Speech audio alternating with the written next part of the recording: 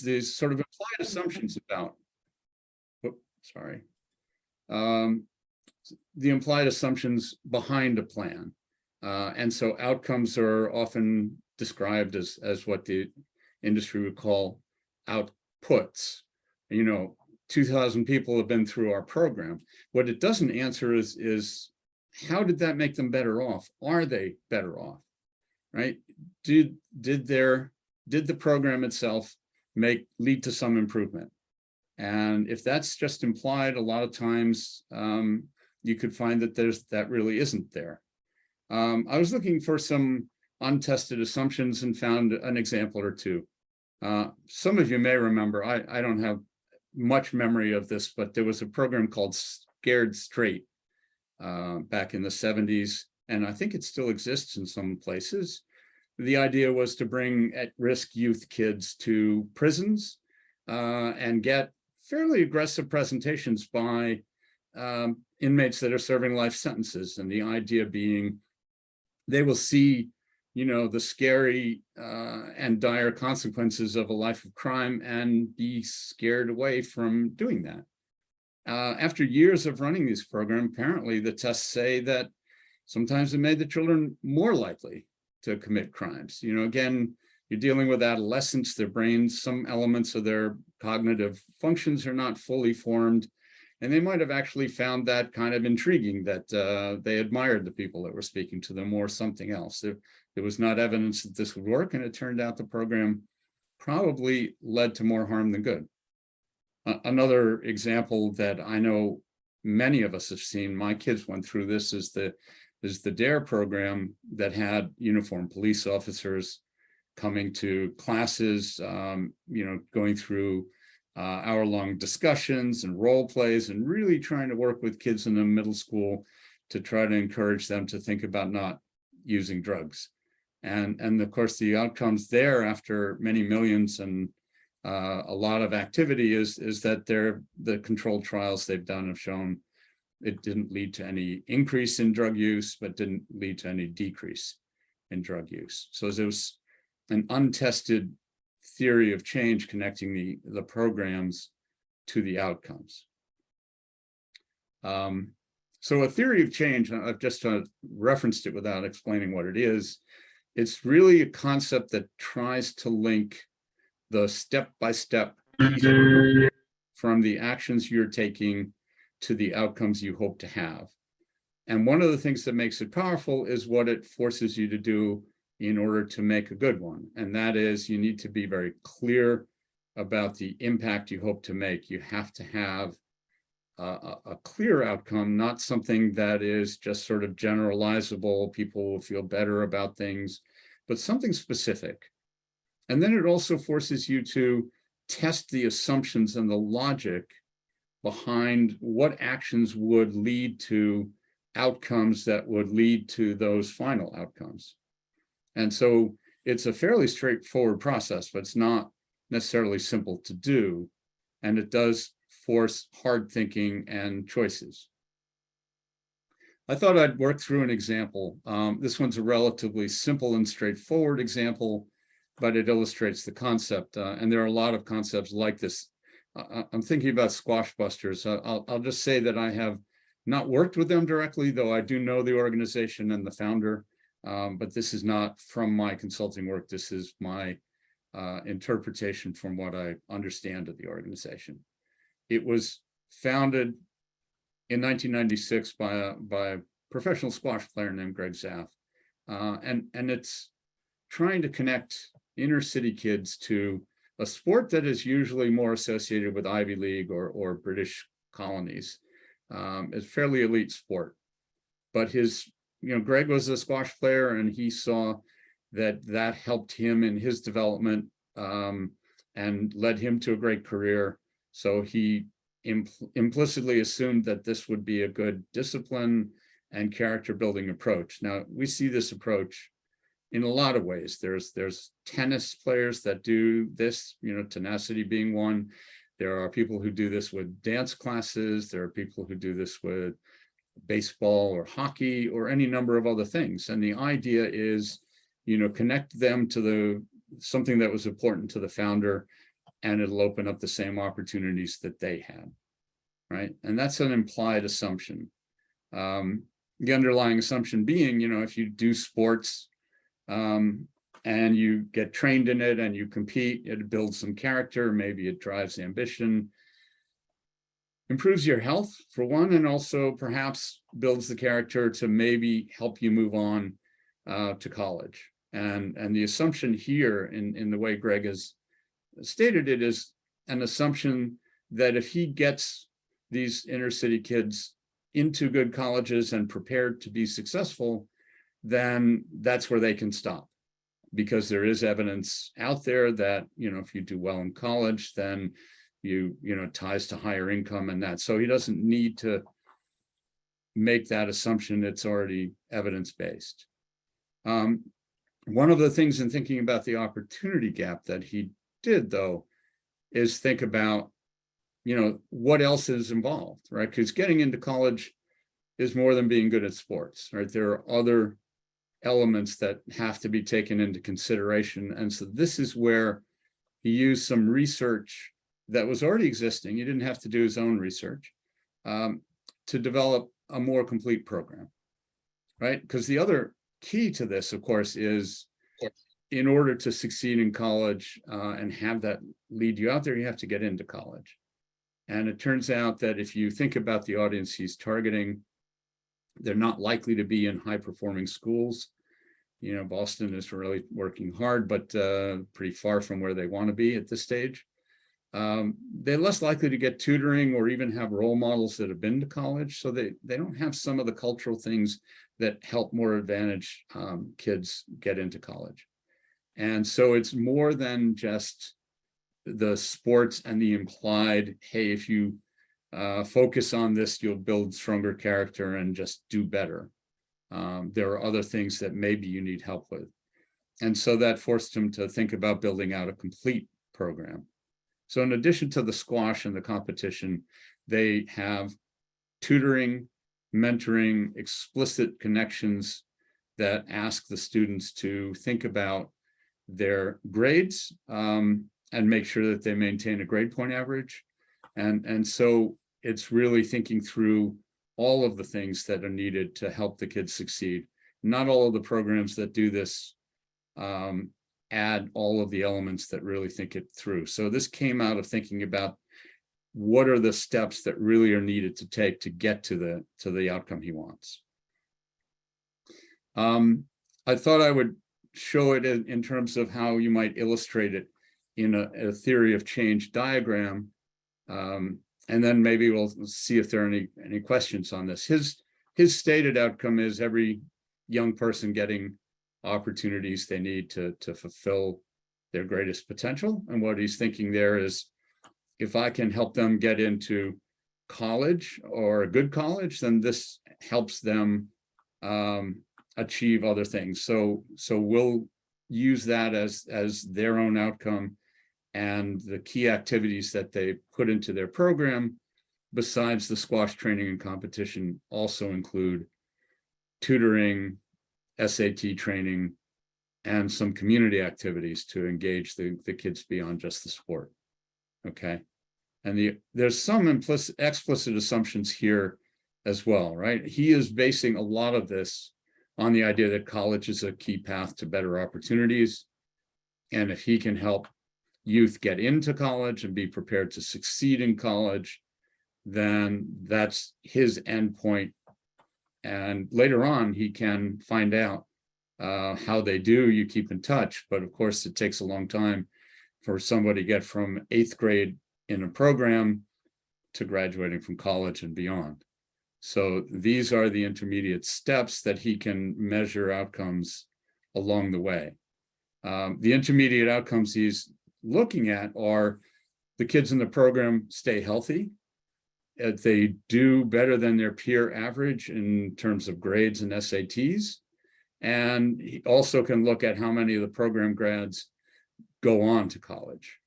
All right, so those are the intermediate, nearer term outcomes that he can tie more specifically to the programs he has, and that suggests then the programs that he would want to have. the athletics to build character and focus on health, the tutoring and the training preparation for college, and community activities that help add to character. Maybe I'll take a pause there. I don't know if any questions have come up or anything in the chat, Dennis, or if anyone else just wants to raise their hand and ask a question.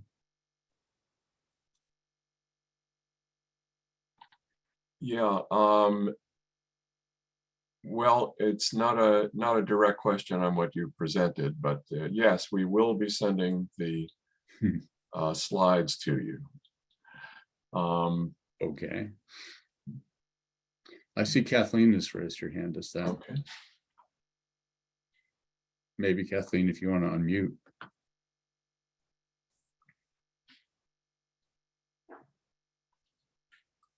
No, it's not happening. I guess not. Okay. Well, again, this is a fairly simple, straightforward one. This can be used for programs. It can also be used for broader strategies.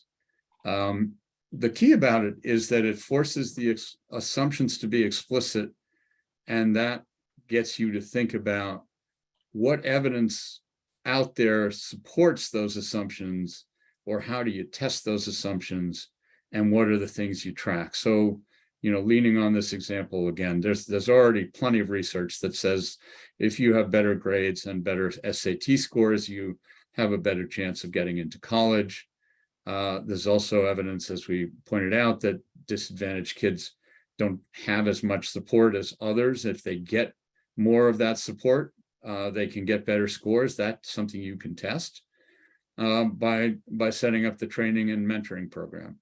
So one of the things that's important for this organization then is to track the improvement in grades and scores by the kids with the mentoring and training, and modify the mentoring and training approach if they're not getting the results they want. So a very specific tie to making sure that the training actually leads to better scores, so that it really supports this step along the way. Okay. So a couple of steps to do this. I mean, the first one is to really make sure that you're clear on the impact that you're seeking to have, right? What outcomes are you looking to cause that, and who are you trying to help do that? There are a fair amount of visions and missions that are pretty general in nature, and then they don't lend themselves to actually being as clear and specific. So again, the theory of change approach will ask you to put more specific outcomes to your thinking about strategy. What exactly are you trying to impact? And specific enough that you can know eventually, even if it takes a long time between when people enter your program and when the impact is there. And so, again, leveraging the same example, the target group, obviously inner city youth, disadvantaged backgrounds. It's a pretty competitive program to get in. They do track what % go on to college. They will ultimately track what % of the grads graduate within 6 years. That's kind of a university level definition of success in undergraduate. And, so those are, again, ways to test the specific impact he's trying to have for a small but focused group. Now, the interesting thing about SquashBusters, by the way, is that this led to a league of related programs. There are 2 in New York, 1 in Minneapolis, and several in others, 1 in Philadelphia. And I'm sure there are in other cities that I'm less aware of as well. So that's the starting point.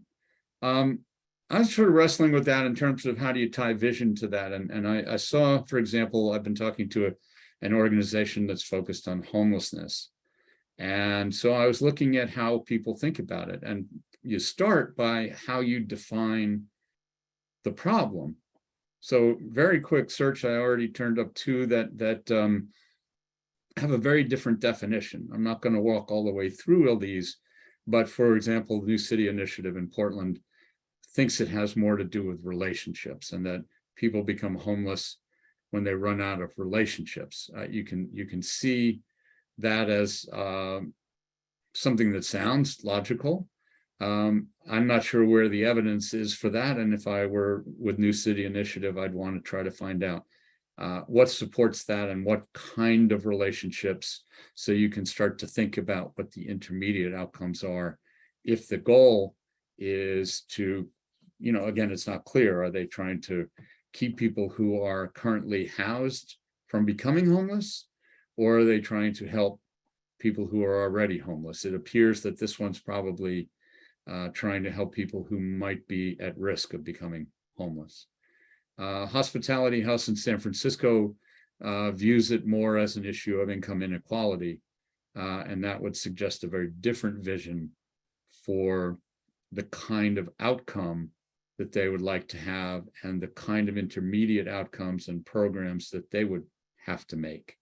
So this step first is critical in thinking about how you define the problem, but then you have to go on and think about what would be an outcome that would be a satisfactory solution to this problem.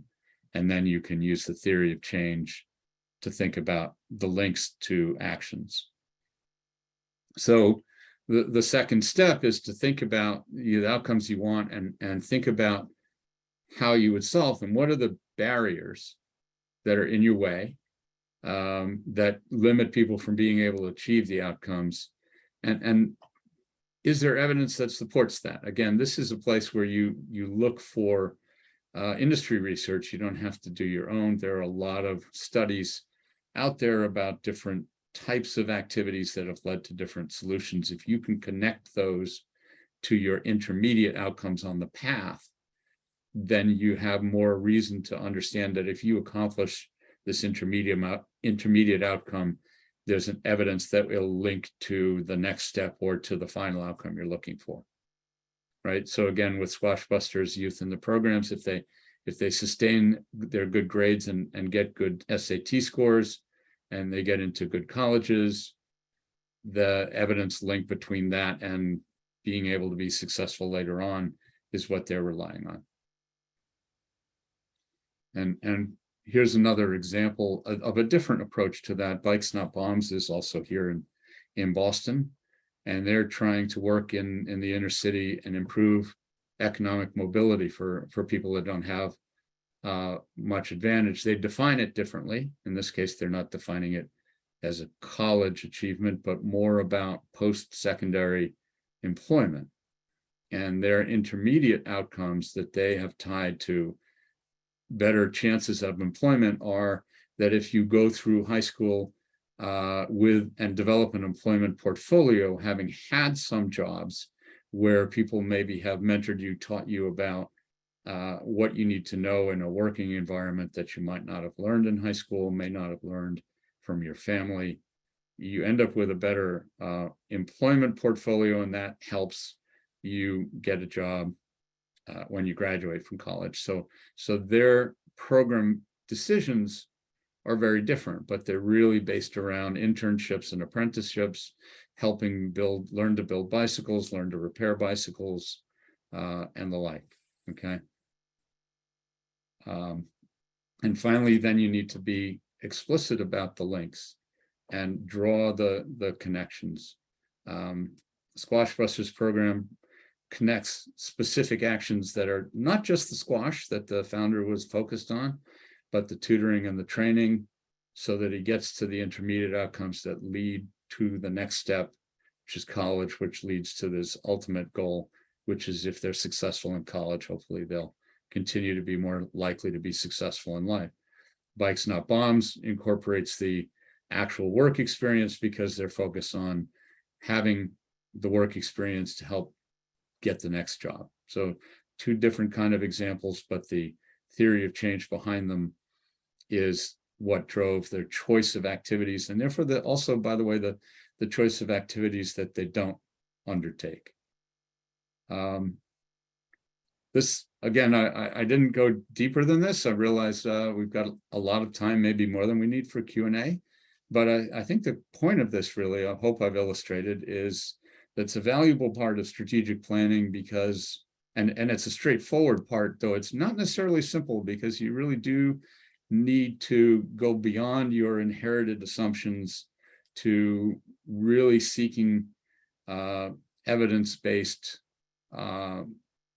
evidence that your actions will lead to intermediate outcomes that will then lead on, and that you think very clearly through the step-by-step linkage that connects the activities you undertake today with the outcome that you are looking to have sometime, maybe quite a ways out in the future. And the best theory of change examples actually make the underlying assumptions explicit and tested, so that you know if one of your assumptions turns out not to be true, or evidence starts to suggest something else, then you know where you need to make changes in the theory and therefore changes in your activity. Realizing we had more time than this, that's what I had. I'm hoping there are questions or discussions that people would like to have. There are, Barry. We have a number of things in the chat. Great. Would it be helpful if I stop sharing the screen? We can go to people. Well, it just says questions, so it's up to you. Sarah Abramson, Sarah and Rudy have both asked a question about comparing, or what are the differences between a theory of change and a logic model. And a follow-up, is one more applicable to program versus whole organization or mission? It's I've heard of the logic model as well. I think it was originally designed to be more targeted to programs rather than the whole. But I think they're very similar in concept. They've just been developed at different times. So I think, again, the logic model is very much the idea of what lets you think that this action is going to lead to this outcome, which will lead to this outcome, which leads to this outcome. It often is done in a more linear way and may not be as comprehensive. I used a fairly simple example for this talk. If you're a multi-program organization, you might need to have multiple logic models that all roll into your theory of change. The thinking concept is very similar, though.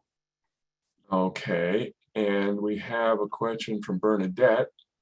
I used to work with a person of the exact same name, so if so, how are you, Bernadette? She's curious to hear what you found to be most challenging about the process for your clients. Identifying assumptions, understanding the connection between the intermediate and long-term outcomes, for example. Well, it's interesting. I've seen both. For example, I worked with a nonprofit that evaluates other nonprofits. Many of you probably dealt with them. You may have been rated by them, in fact. In the early days, they had this theory of change that there are better nonprofits and worse nonprofits. And if they rated them accurately and shared that information, then donors who saw that would put more money towards better nonprofits and less money towards not as good nonprofits.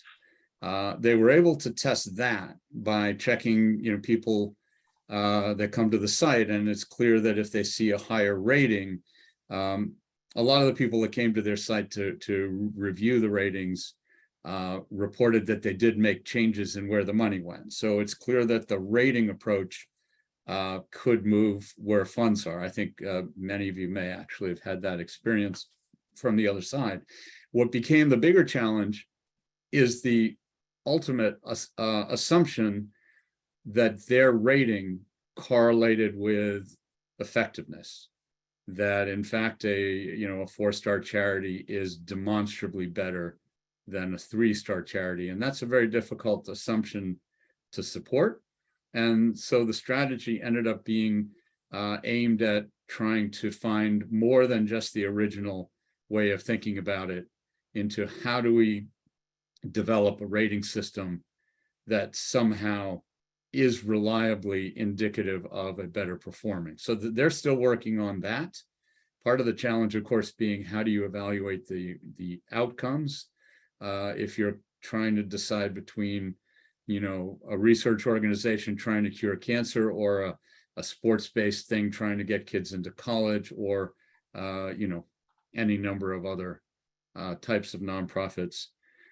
Another organization that I've dealt with, and this is where it's more on the early stage, that they had arrived at a what they viewed as success. They were mathematicians, and their main outcome, their goal was to make people better at mathematical modeling, with the belief that businesses and governments, if they modeled things out mathematically more, might make better decisions.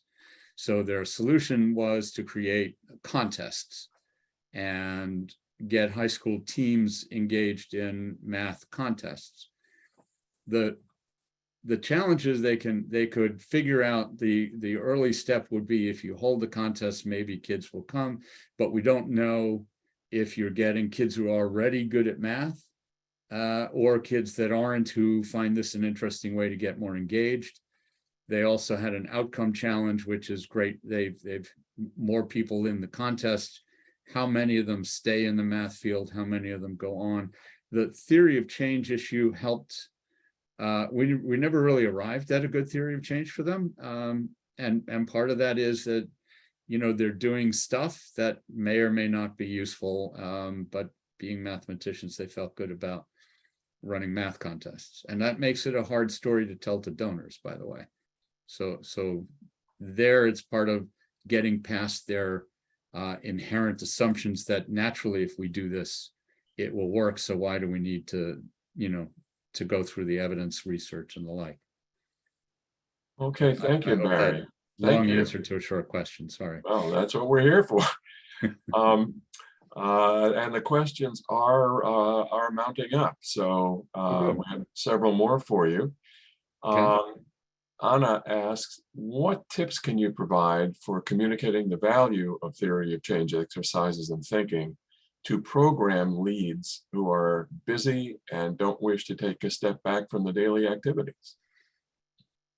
That's a challenge. And it's a challenge that I run into in a lot of strategic efforts as well. Organizations start with a program or two, and then add another program, and then maybe a donor asks them to start something from there. And what you end up with is a lot of activity, and every single one of those activities is probably helping somebody in some way, in whether it's a big impact or a little impact. And the challenge is to get the organization to step back and think about, as a whole, what impact are we having in the market, and are we satisfied with it? Because if we're doing a lot of little things, is that okay, or do we want to do something bigger? And I think it's the idea of having a bigger, more focused and defined impact. It needs to, leadership needs to decide that's what they want to do, and they need to motivate others to engage in the discussions to think that through. One of the hardest things for any organization, but specifically nonprofits, to do is decide to discontinue programs that they had started. So it's not an easy process. It's not always a successful process. Say that too. You become muted, Dennis, so I'm not hearing you. Okay. And our next question, I'm actually trying to use first names, but it looks like it's two initials. So MF, here's your question.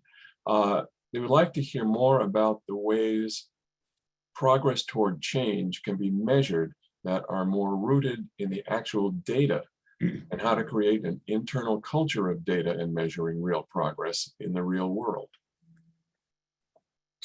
Well, again, that's very dependent on the business that you're in, right? For example, if I worked with a university and they felt that That the higher, if they had higher standards for admission and admitted a stronger class, it would, that would be helpful in terms of outcome, and that, so then you can track that. What are the admission standards? What programs did you try, maybe in different regions?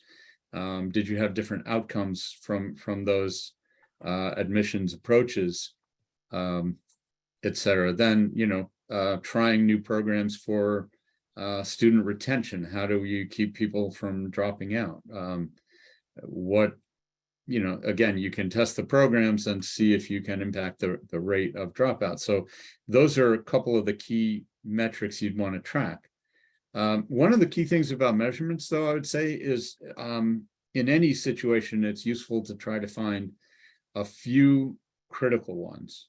I mean, if you're measuring 25 or 30 things, then it becomes really difficult to make sense out of what you're finding. I was working with one global nonprofit that has an evaluation process that brings out 7 different criteria and 5 different data points for each of those. And when you start thinking about 35 data points, the question is, if you're doing really well on 5 of them, but not well on 14, which are the ones that matter the most? It's really hard to tell. It's also a lot of work, and it's not really a good indication. They were good on this or bad on that. Is that okay? So better to try to find the couple, 2 or 3 critical things. I mean, so for SquashBusters, the kids in the program have to keep a grade point average, at least a B. The other thing they do is they're tracking, they do the test SATs, they have to do that. They have to spend a certain amount of time with mentors. You can track all of those things, and you can track how their SAT scores are, and you can track their grades, right? And later you can track their admission rate into college. So it's a small number of data points, but they're the ones that help make sure that their program's doing what it's intended to do. That's a really general answer, but hopefully directionally gives you some idea. I think there's always a few critical data points that make the most difference. And we're keeping it going. We have another one. This one comes from Tracy, who is a previous presenter of one of our seminars at Nonprofit Net. Hello, Tracy. Knowing that social initiatives will always be more complex and messy and less well funded than more strictly scientific initiatives, how important is it to have relevant, rigorous, and recent research to support the theory of change? Is it enough to sketch the arc of connectivity? It's a great question. I mean, to some extent, you're asking that question perhaps to funders. But I would say, though, that the stronger the story, and the more you can back the story with data, the more likely it is that funders will find that compelling. And it is a challenge because different funders care about different things. I mean, if it's all implicit, like I once long ago worked with a man who built a career out of a bad inner city situation by having been invited to take dance lessons, and he actually moved on to a career in dance. And so his assumption is that the dance made the difference for him.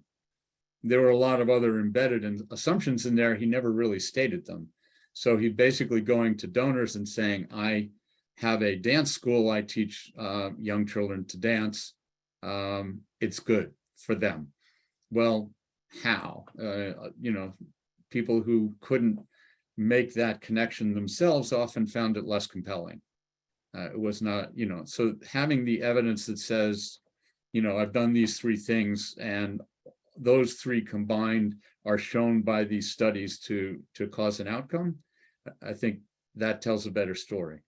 That's tricky, right? I mean, in tough economic times, donors tend to want to, focus on homelessness or feeding the healthy or education things with kids. And so if you're in the performing arts, for example, then you have to really make a different kind of case. And it may not be as evidence-based unless you can draw on a lot of the evidence that shows that people who have more well-rounded exposure to music and arts are happier or do better. I mean, again, there's a chance for that kind of data to make the case for why it's important to back a symphony, perhaps even if you don't go to the symphony, as an example. Does that help? I mean, it's tough. Yes, tough thank challenge. you. Great.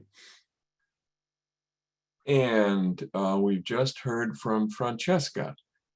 Can you give an example and elaborate on having multiple programs under one nonprofit organization? Her organization has 3 different areas. Should there be a uniting outcome? It's hard to make the case that you need only one, right? That everybody needs to be just purely focused. In fact, I oversimplified Bikes Not Bombs because they have a separate side to their business, right? One of the things that happens is the way they train the kids to repair bicycles and the like is they receive a lot of bicycle donations. That leaves them with a lot of bicycles on hand, some of them they sell, some of them they ship to other countries and, you know, get some revenues from that, but also feel like they're helping mobility in another country. It seems like a you know, difficult to directly connect, but they both tie to each other and the programs can relate and feed to each other. So they actually have the 2 sides. I think that the key though is to make sure that multiple programs all have at least some connecting tissue, something that makes them similar. They're targeting a similar audience or a similar type of outcome. I mean, I have worked with large organizations in the health and human services where, you know, on one side, they are providing housing for, you know, group homes for people with intellectual disabilities. Another program is to, you know, supported employment for people with intellectual disabilities. In that case, generally, probably more highly functioning, maybe on the spectrum. But, you know, they're 2 completely separate programs, but there's some commonality you can see to that organization. I once worked with a modest-sized nonprofit. I think they're about $13 million in revenue, and I think they had 11 different programs, and some of them worked with, you know, women in leadership, and some worked with young girls, and some worked with boys in their relationships to the police. And it was very hard to connect the pieces or understand how the core of the organization actually supported each of those programs. You know, so that's I think it really is whether there's a logical link would be my leaning. All righty. At the moment, we don't have any other questions in the queue. That may change momentarily. Okay. But I had an idea, Barry. Earlier on in the presentation, you mentioned that this was my words, but like level 1, and there were, you know, kind of deeper aspects. Is it possible that, at least in broad terms, you can kind of let us know what is it that comes next? Well, you know, the biggest thing is once you've figured out what the links are, then you really get to look at your programs and you can challenge the programs against this model and think about all the different steps you take. There may be some programs that you're doing on the side that if it doesn't link in to the theory, might actually be, you might be better served actually discontinuing those activities and putting more resources into the ones that are directly tied. So it's part of a process of really thinking about tightening the focus or really how you allocate the resources. That's where the strategy work comes into play. You know, which groups do you work with? Which groups do you leave for others? Does each program really tie towards moving you forward? And are you committed to this one goal enough that you might decide to shed some programs you have? And it also helps you in thinking about deciding whether to launch new programs. Do you have a complete enough program, or do you need to do something further to strengthen the outcome? You know, a big part of this, of course, is, you know, and I think some of the questions led to this implication is this is not getting everyone to agree to logic and getting everyone to understand the data behind it and signing on to, yes, this is our vision and this is what we care about as an outcome and what we want to do. Bringing the organization along with that and making sure people understand the thinking so they can get behind decisions to do or not do things, that's a big part of the process. And that's one of the challenges of strategy development, frankly, because strategy involves making difficult choices and trade-offs.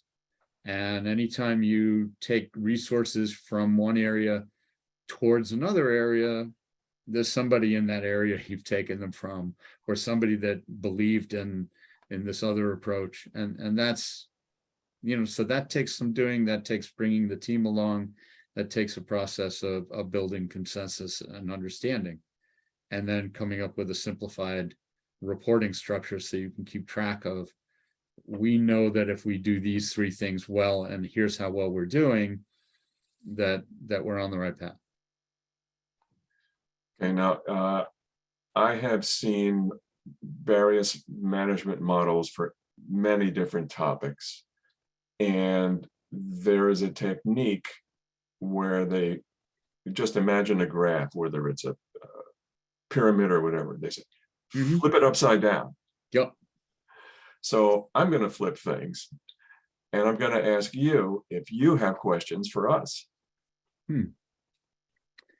Well, you know, one thing might be interesting to find out how many people on this call have gone through a theory of change process and have one that they are comfortable with for their organization right now.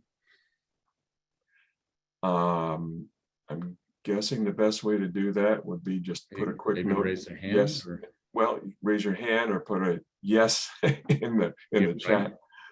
Whatever's going to work for you. But raising a hand, I can't see everybody at once. So. Oh, right. Yeah. Would you like me to create a poll right now? That sounds like a good thing. Yes. Yes, that's a good idea. Please. This is Dora, everyone, one of our other board members.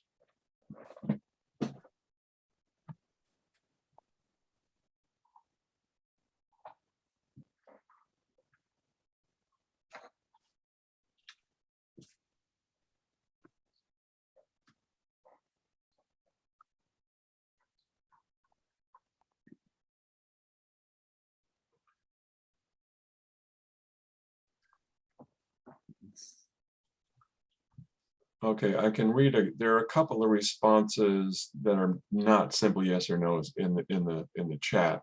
So while we're doing the poll, why don't I mention those? Here's someone who does not have one, but they have developed specific theory of change for programs. And someone's thinking, well, these are different questions, but I'm thinking about how to apply this to my congregation. Is it even appropriate for a religious organization?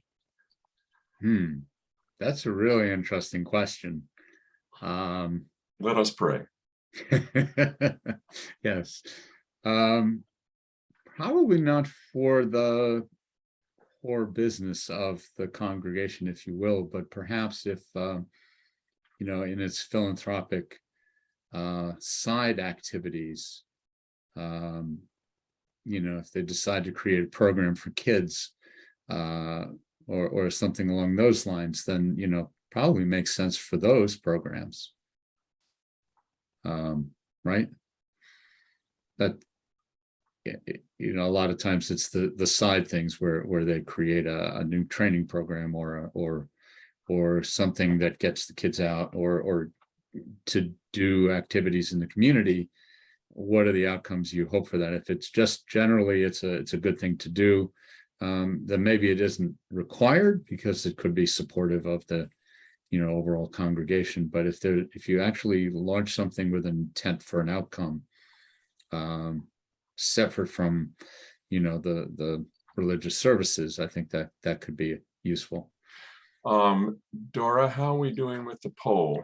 So we have about 70% of, so 24 responses, 70% participation, and comes out to 46% yes and 52% no. 48% yes, 52% no. So about half, more people are still responding. We're back up to 50-50 now. Huh? So about 50-50. So it might be interesting if someone were willing to speak up to say, you know, that they found it particularly helpful or they found it particularly difficult, or and why. I think that, I think I can help with that because other comments have come in. One okay. from Katie is, what do you do with an organization with a super general mission? Yeah, that's really hard. You know, and I think there are quite a lot of them. And the challenge is, well, you know, how are they supported? And are they, you know, is that in line with the vision that they had? It's often difficult to take an organization that's very general and bring in, bring the leadership to changing to something more specific, to mobilize. You know, it's a new initiative. I think it's a challenge, but it's worthwhile.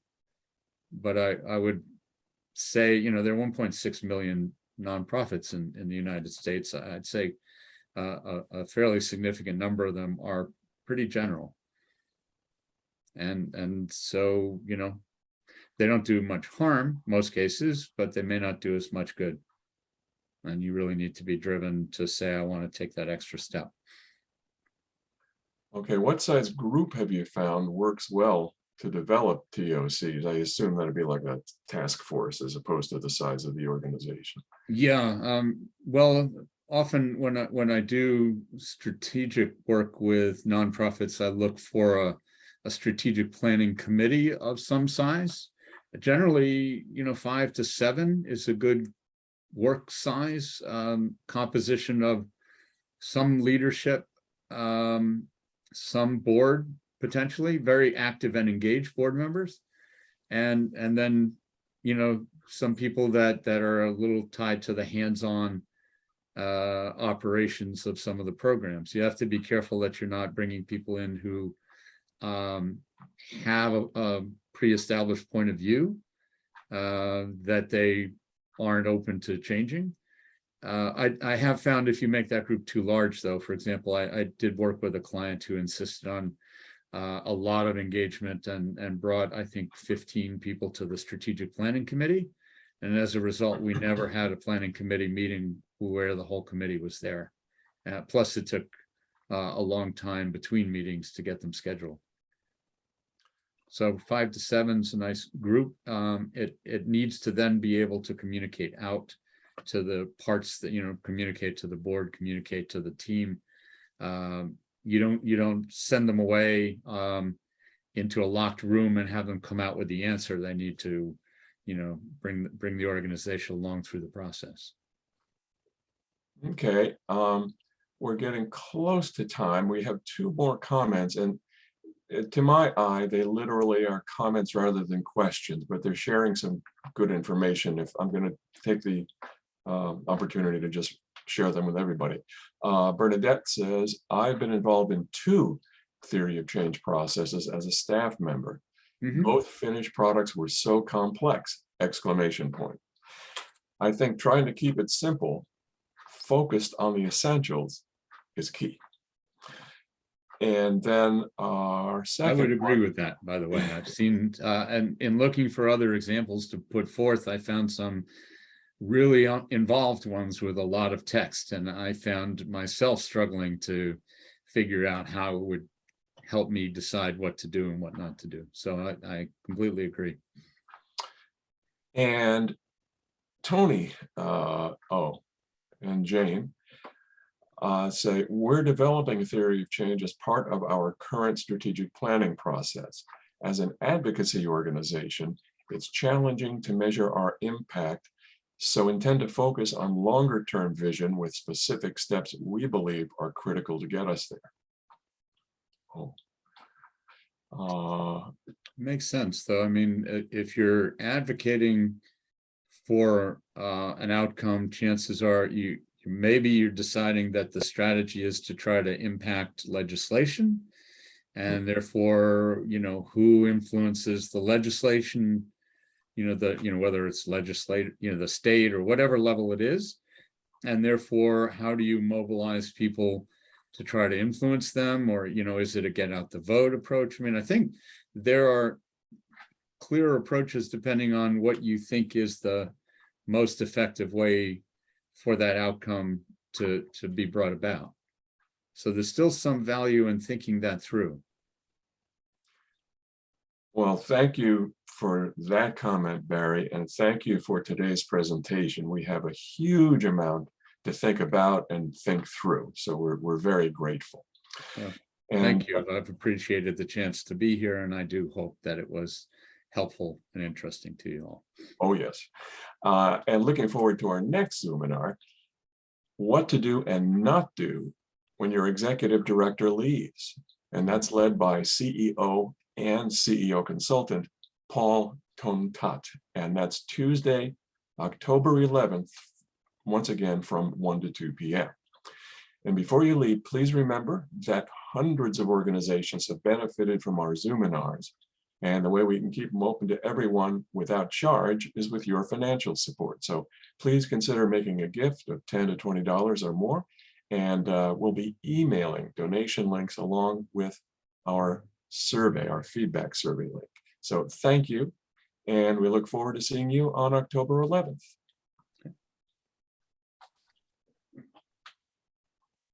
Looking forward to that.